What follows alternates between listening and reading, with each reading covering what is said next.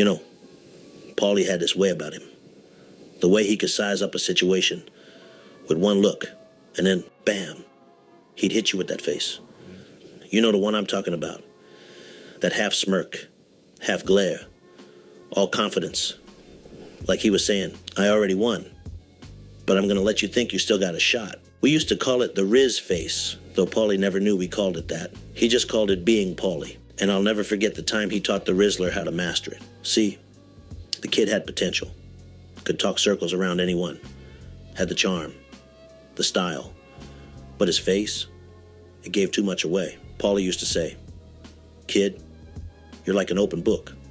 Problem is, nobody wants to read it. You got to keep them guessing, make them lean in, and that's when he decided to give him the lesson. It was a Tuesday, I think. Paulie brought him down to Satriali's, sat him at the back table with the pork cutlets. He didn't even start talking right away, just stared at the kid with that look, chin up, eyebrow raised, like he was the king of Jersey, and the kid was a court jester. The Rizzler's sitting there squirming, trying to figure out what he did wrong. That's when Paulie leans in, real slow, and says, see that?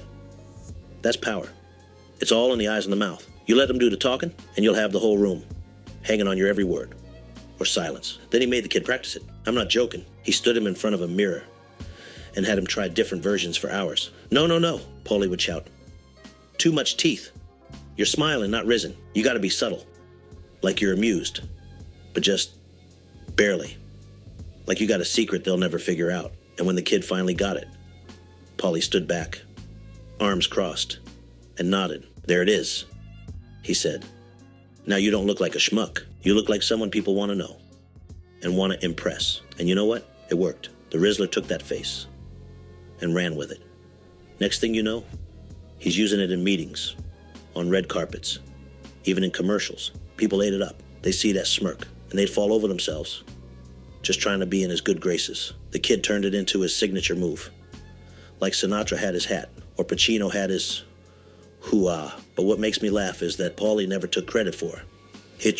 He'd just sit back, arms folded, watching the Rizzler on TV, and mutter, kid finally got it right. Never said he taught him, but you could tell he was proud. So yeah, when people talk about the Rizzler, they go on about his charm, his talent, his pizzazz. But me, I know the truth. That face, the one that made him a star, that's Paulie Walnuts, through and through.